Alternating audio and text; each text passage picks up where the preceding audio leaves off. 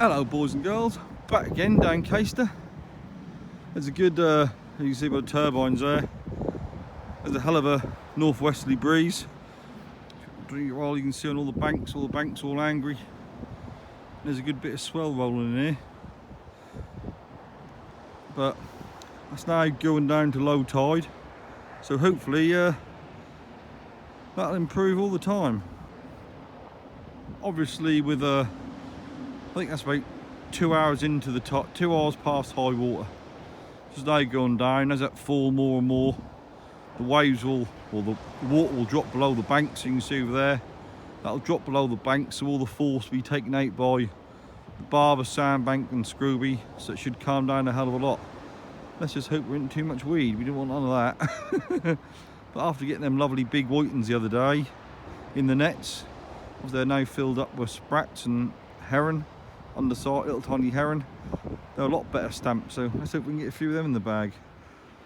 Because after the day it's going to go bloody cold, and you're sitting down here in 2-3 degrees. I know about warm weather fishing and all that lot of squid, but sitting down here in 2 degrees, catching whiting and no cod, then that ain't no fun, is it?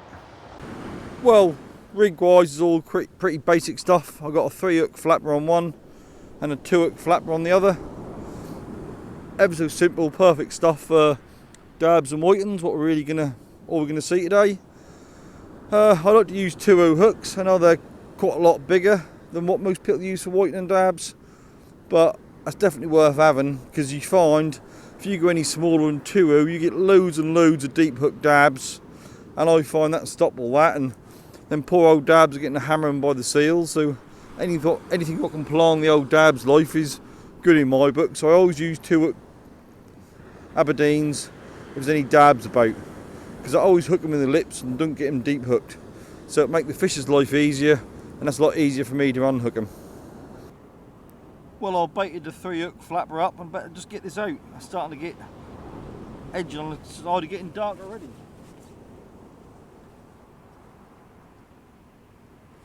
I don't know what the weed situation is, so I'm going to knock it out about 30 yards, give it a go, and then change and chop and change from there, and it's a learning curve every trip.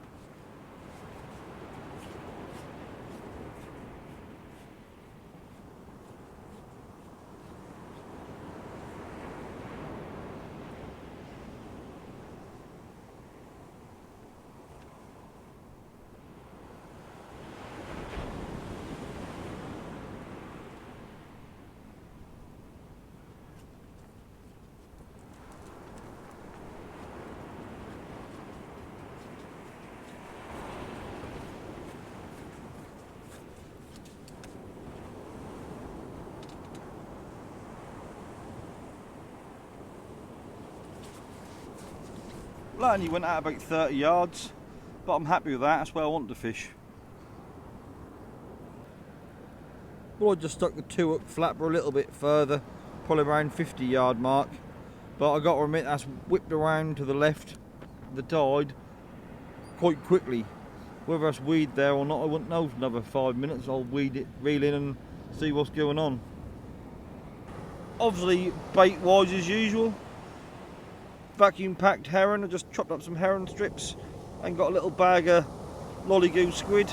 That's perfect, good enough what I'm going to get, dabs and whiting. You've got to be realistic. There's very few COD about now, isn't there? They are, like, as they say, unicorns. If you look at the high water mark though, this swell's whacking up a bit. If you look at the high water mark, there isn't much weed here at all. That breeze is quite good. All there is a few flappy bits of the old that brown frilly stuff. It'll start to blow away now as it's drying out, as the tide's going down. Then again, yesterday that pushed right up the beach as a good tide yesterday. Obviously with the northerly breezes and stuff. And let you see that brown frilly stuff and that kelpy stuff is a mixture of both up this tide mark. But the lower tide mark isn't a lot. We'll find out in a little while. There's a couple of supply ships now coming in. Look at the bows of them, they're a funny old shape. Compared to like a traditional boat, they're really odd. Then again, that's all been calculated on CAD and design and test tanks. That's obviously more efficient to have a bow of that shape. But I wonder what our ancestors would look at them and think. The old boys would look at them and shake their head, wouldn't they? But obviously do the job or they wouldn't be making them. If you look, there's another one behind it. They're just coming in from outside through the gap in Scroby sandbanks and coming in the shipping lanes. Because obviously the shipping lanes are this side of Scroby, what's 2 mile out, and they're running outside in the deep water. So there's a little gap there they come through between the Scroby, come in and run along and generally head to Yarmouth. If they come in now, they're generally heading to Yarmouth Harbour. Well, I was in 2 minds whether to come today or not, because obviously I only went in the boat yesterday. Can you fish too much? Who knows? But I looked at the forecast for tomorrow, and that's like 2-3 degrees all day, and that's definitely freeze your giblets off weather, innit? Especially with the wind. A good breeze, what it's going to do tomorrow, and 2-3 degrees. You take your ghoulies in your bait box, don't you? That's bloody cold. But don't get me wrong, we've all done it. We've all spent nights doing it with the old Coleman lamps, with the stun on the top of it, or pie to keep warm. But as you get older, you ain't so keen, are you? And especially with any whiting and dabs to catch. If you can come down here and get a dozen cod in a night, you'd still do it, wouldn't you? But that ain't going to happen. Well, I'm now going to reel the rod I cast 30 yards out. That's been in 10 minutes, that's more than enough, innit? If there's white in there, that'll nail it, or if that's full of weed, that'll be fill the boots up sort of job. But we'll just wind in and give it a look.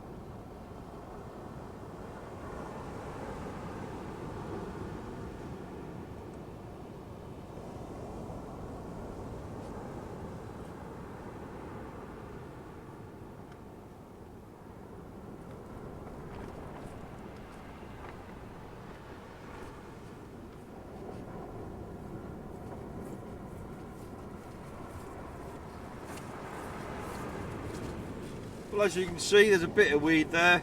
Not a huge amount, but there's a little bit, like on the hooks and that sort of thing, and the leader knot and bloody blah. That ain't too bad, you can live with that. Several people have sent me a message saying, why do you video yourself reeling in? Why don't you just edit it just for the fish? Well, especially if it's daylight, I think that's good learning, because if I'm recording it from start to finish, you're reeling in, you can see exactly how much weed I'm getting, exactly what I'm doing. Alright, what we're doing here ain't rocket science, but if you want to come fishing when you match the next few days, you can judge 100% how much weed's there. Like if I say I cast 30 yards out, how much weed you get, cast 50 yards out, how much weed you get. So I think you learn a bit more. Alright, that can be a bit tiring assuming watching me reel in and listen to me rabble on, but you can always fast forward it, can't you? The perks of the fast forward button. Well, let's reel in the other rod now, 40-50 yard out one, see how that's fared.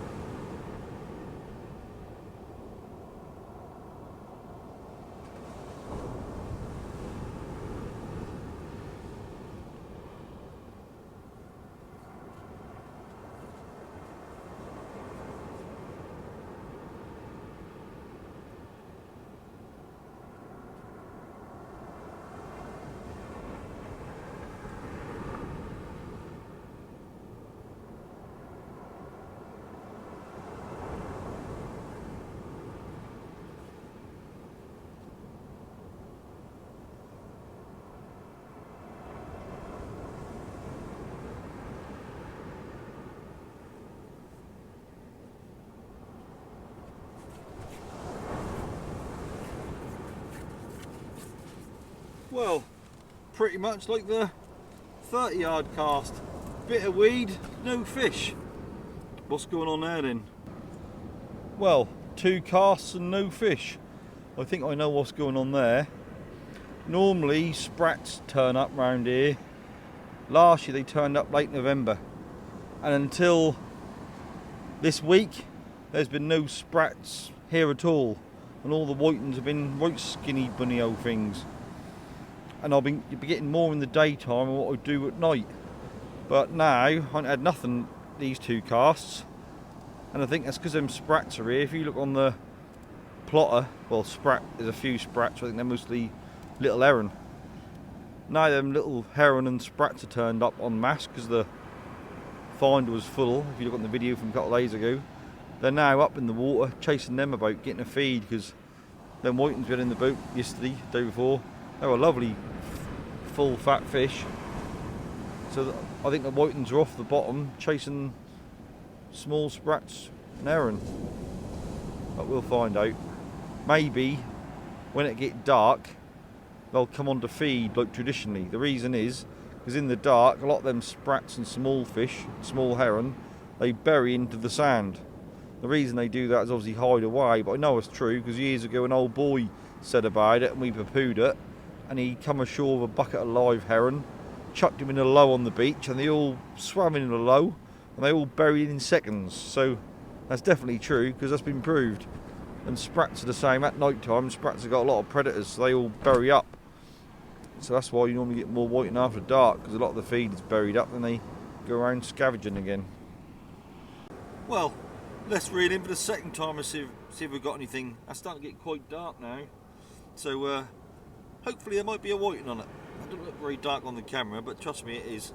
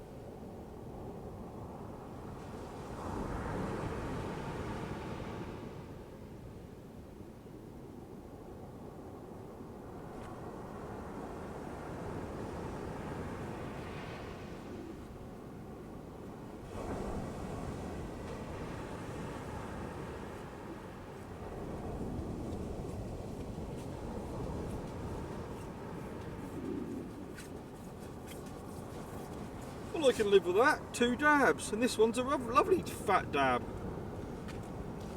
That fell off on the beach. I just measure it. That's about 26 centimetres. So it's a lovely dab. Look how thick it is. That'd be a good dab for keeping. This one ain't quite so big. But see, look, gently hooked in the mouth. 2-0 hooks, still get dabs. Easy on hook. I'll now get these back. Well, that was such a cracking dab, that second one. That was like 26 centimetres. Lovely fat dab. That must have been pushing an inch thick. Instead of putting it back, I'm going to save it. My dad will love that for his dinner tomorrow or day after. You like a bit of fish, keep him healthy and all that lot. They'll be well chuffed with that, because they haven't had any good dabs in ages. All them little old ones, so that's 1 dab for his tea. Let's go and get the other rod in, see if we've got anything on there.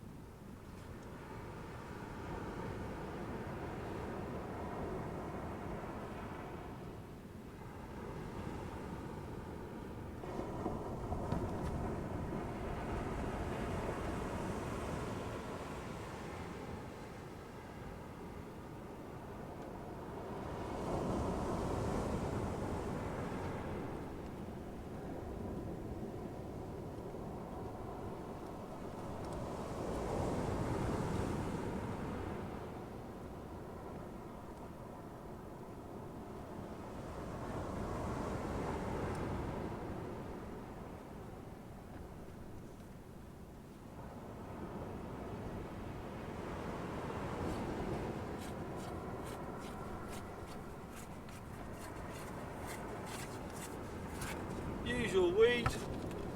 Usual weeds, there's a bit here top of the trace and no fish. That seemed weird after going several times on the beach lately and getting whiting. That seems strange not to get the whiting. That's definitely them sprats and small herring lifting them whiting off the bottom. That's a good food source. There's shoals, a small bait fish there. The whiting being a predator is going to chase them in it. So yeah, that do affect the anglers on the beach. So anyone fishing a match soon, be careful. There might not be no whiting there. But as it's come up to Christmas, I gather they're getting far and few between the matches over Christmas, apart from the odd friendly. Well, it's starting to get dark, lights are now on. I definitely think that's the fish keep pulling them whiting off the bottom.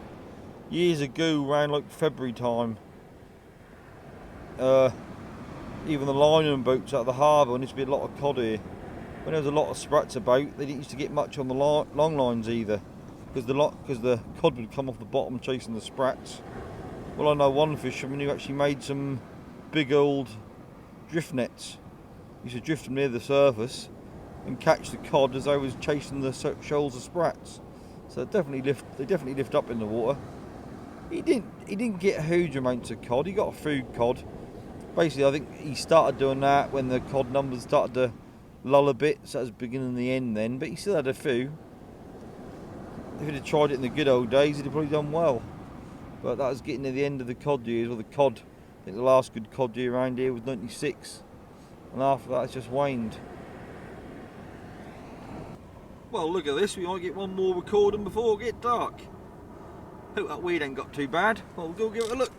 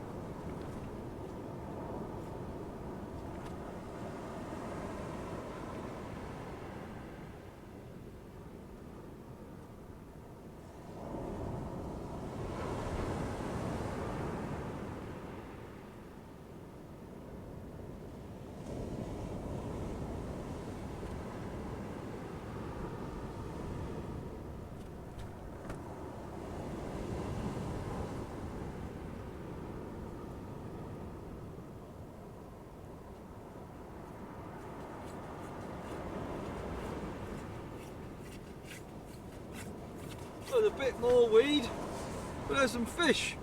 Would you believe it? First whiting and another dab. The dab isn't huge, but it's a nice thick one, lovely condition. Not keepable size, and obviously got a little white in there. Well, that ain't too bad, is it? You can live with that. But obviously this whiting ain't learned to catch anything, just still skinny. Not like them other ones we were getting the other night in the boat. They were lovely plump fish.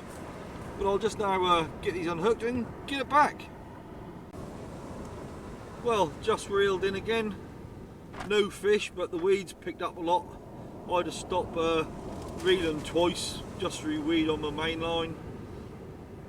And there's a lot of weed around the trace, but there weren't no fish and the bait has gone, so that told me you need to start reeling a little bit more often. Say 10 minutes max, then reel in and see if there's anything there. That'll, because the weed's getting quite bad now, but if there's no bait left, you might as well not leave it out there that long, on you. So less time, less weed, hopefully. Well, I just reeled in the 3-hook flapper and got a nice dab on it. That could be another dab for the old chap's tea, but it's a bit green and horrible, and no one want to eat them. I'm sure there's nothing wrong with them, but I don't want to eat it. So It's a lovely fat one. A nice dab. Well, get this unhooked and get it back. It's only hooked just in the lip. That's the perks using 2-0 hooks. Plus another cast. Plenty of weed on the hooks and everywhere, and no fish. Dare I say it, I'm actually missing the whitens. Whitens are normally guaranteed, but they're clearly up in the water feeding on them sprats and baby herring, aren't they? But it's nice to see a few dabs, but I don't like this reeling in and getting nothing malarkey. Feel weird, doesn't it? And look at that! The little whitings have returned. Nice to see. You need a cut little pin whiting. Ain't very big, but they're nice to see. Look, neither of them look particularly plump, or the bottom one look a bit plumper than the top one, but they're a lot better quality than the fish we were seeing last week. They're definitely filling up on them sprats and herring and building the weight on. That's nice to see, innit? But some of the ones in the boat we're getting were cracking whiting, really 34 centimetres, really big and plus bigger, really nice ones. Well, that's getting near about 3/4 of an hour to low water. No fish, but the weeds eased off. There's a little bit of weed around the lead, but there's none on the line at all. And a little tiny bit on the hooks. But apart from that, there's very little weed, so that's handy, because that weed was getting quite bad. Weed can go two ways. That can either disappear as a season, or you get tons when a season, because when that tidies, that can sometimes drop mid-water and then go straight to the bottom, and obviously that's where our gear is. But luckily, that's cleared up a hell of a lot. The only problem is no bloody fish. Well, as has come under slack water, the last 2 casts, I ain't seen anything. Half the bait is gone, but there's still some there, but I ain't seen a whiting dab or anything on the slack. Don't know what's going on. I'm not used to this non-whiting malarkey. They're normally knee deep, aren't they? But they're all up in the water chasing them sprats, bloody things.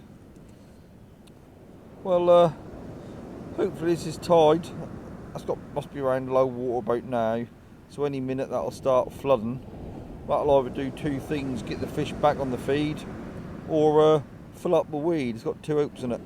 See how it go, but normally that fish a lot better on the ebb and that do the flood.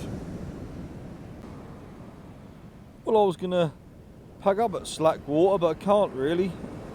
I kept that 1 dab, and it ain't worth the old chap turning the gas on for 1 dab, is it? So I've got to get him something else, make it 2, so he's got a bit of lunch. So I'm going to carry on for a bit longer and see if we can get him a good whiting or another dab to go with the other dab. No point in killing the dab just to waste it, but you need more than 2 dab, not more than 1 dab to make a dinner, don't you? The issues we get in, eh? Well, it's definitely flooding now. The sea's starting to get well up the beach. A little bit too close. The last cast I haven't had anything. That's been blankety blank. Unbelievable. I thought I'd start to get a few fish as the tide turned, but nothing. It's looking a bit poor. I had nothing on the last 4 casts now. Whatever next. Hey! There is fish in the North Sea. I just got 2 white and 2 little dabs that cast. They ain't particularly big. Not big enough for my dad's lunch, just put it that way. But it's nice after having 4 blanks, or 4 blank casts. It's nice to see a couple of dabs, isn't it? I'll get them unhooked and get them back, and hopefully I'll get their mum and dad. That's what we really want. Well, boys and girls, I just had an old bum bugger moment. A wave just come from nowhere, and yeah, that's where my beach buddy was. A wave just come from nowhere over that lump and washed me out a bit. I never moved so fast in my life. You don't expect them, they just come from anywhere. So if you're ever fishing in the dark, be bloody careful. See, look, swell's 20 yards away, at least 20-30 yards away, and suddenly a good wave come right over the sandbank, and I'd have moved rather sharpish. That could have been a bit nastier than that, but luckily it wasn't. All it done was wash all my bait off my board and give everything a good swill out. Ayo, but that's a reminder, keep your wits about you. Well, I've fished in a hell of a lot worse weather than this. There's only 4 or 5 foot swells max on the beach, but it still happened to come up here and give me a bit of a pasting. That was very lucky. You never know what's coming next here, but that's not a nice situation to be in when there's water flowing all around your feet inside your beach buddy, when a lot of the time the water's 20-30 yards away from you. So there's a bit of a rogue wave coming there from somewhere, but it made my old bum nip up, that's for certain. So in future, always keep an eye out and keep well away, because I had a couple of people say to me, why do you fish so far away from the sea? And that's why. If I'd have been closer, fishing 10 yards away from the sea, like a lot of people do, that could have been naughty, that could have been. I think a lot of my stuff would have been in the sea, but luckily I fished well away. Like, I'm going to sit down and have a coffee, calm down a bit. That weren't a very nice situation to be in. Well, after that bum nip up moment, I just reeled in and got another dab. That's only a thin old thing, so I'll get it back. That's not worth getting washed off the beach for anyway. But I'm well above the high tide mark now, but I think that's going to reel push up here tonight with this northerly swell. That's obviously building up in Scotland and coming down here, pushing down the North Sea like a funnel. But yeah, I'm going to get this back. I don't know how much longer I'll fish. The bait's looking a bit crappy. That's alright, it's all covered in sand and mixed up a bit. I had to pick it off the ground all the way near the tide mark.